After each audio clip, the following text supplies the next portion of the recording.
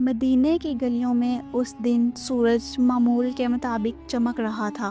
ہر طرف روشنی پھیلی ہوئی تھی، مگر حضرت فاطمہ رضی اللہ تعالیٰ عنہ کا گھر ایک عجیب سی خاموشی میں ڈوبا ہوا تھا۔ روشنی تو تھی، لیکن دلوں پر غم کے سائے چھائے ہوئے تھے۔ 3 دن ہو چکے تھے کہ چولہا نہیں جلا تھا، فاقہ کی کیفیت تھی اور معصوم بچے بھوک سے نڈال ہو کر رو رہے تھے۔ فجر کی نماز کے بعد سیدہ فاطمہ رضی اللہ تعالیٰ عنہ سجدے میں گئیں اور دل سے دعا نکلنے لگی، یا اللہ، 3 دن ہو چکے ہیں، ہم نے کچھ نہیں کھایا۔ میرے بچوں کی حالت دیکھ کر دل تڑپ اٹھتا ہے، وہ بھوک سے بلک رہے ہیں۔ یا رب، تو ہی ان کا سہارا ہے، تو ہی رزق دینے والا ہے۔ ہمارے دلوں کو صبر دے، ہمیں ہمت عطا فرما۔ تکلیف کی شدت کے باوجود ان کے لبوں پر کوئی شکوہ نہ تھا، کوئی شکایت نہ تھی، صرف دل میں صبر تھا، زبان پر دعا تھی اور اللہ سے امید۔ پھر حضرت فاطمہ رضی اللہ تعالیٰ عنہ آہستہ آہستہ حضرت علی رضی اللہ تعالیٰ عنہ کے قریب آئیں اور عرض کرنے لگی، اے میرے جان سے پیارے شوہر، آپ تو جانتے ہیں کہ آج 3 دن ہو چکے ہیں، چولہے میں آگ نہیں جلی، روٹی نہیں بنی، یہاں تک کہ ایک کھجور بھی موجود نہیں۔ آپ کچھ کھانے کا انتظام کریں۔ یہ سن کر حضرت علی رضی اللہ تعالیٰ عنہ خاموش ہو گئے، سر جھکا لیا اور آنکھوں سے آنسو ٹپکنے لگے۔ پھر وہ کام کی تلاش میں نکل پڑے۔ سورج کی تپش عرب کی زمین کو جھلسا رہی تھی، نہ کوئی سایہ تھا، نہ پانی کا نام و نشان، یہاں تک کہ درخت بھی سوکھ کر کانٹے ہو چکے تھے۔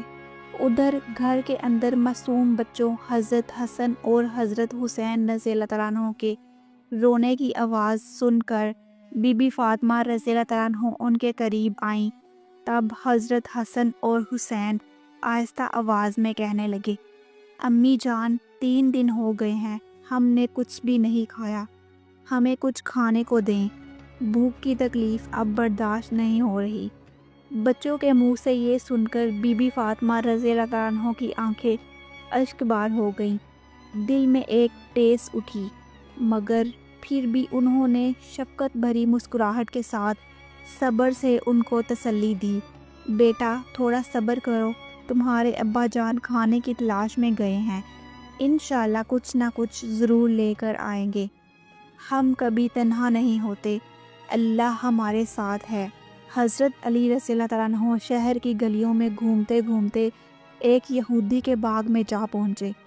اس وقت وہ یہودی اپنے باغ میں پانی لگا رہا تھا۔ حضرت علی رضی اللہ تعالیٰ عنہ نے اس سے کہا، کیا تم مجھے مزدوری پر رکھ لو گے؟ میں تمہارے باغ کو پانی دوں گا، تم مجھے کچھ کھجوریں دے دینا۔ یہودی نے انکار نہ کیا، کیونکہ حضرت علی رضی اللہ تعالیٰ عنہ کا چہرہ ایمان اور صداقت سے روشن تھا۔ اس نے کہا، اگر تم ہر پانی کی بالٹی کے بدلے ایک کھجور پر راضی ہو تو ٹھیک ہے۔ حضرت علی رضی اللہ تعالیٰ عنہ نے ایک لمحہ بھی ضائع کیے بغیر کام شروع کر دیا۔ سورج کی تپش اور بھوک کے باوجود وہ مسلسل کنویں سے پانی نکالتے رہے، حتیٰ کہ انہوں نے 70 بالٹیاں بھر کر زمین کو سیراب کر دیا۔ یہودی نے وعدے کے مطابق 70 کھجوریں دی۔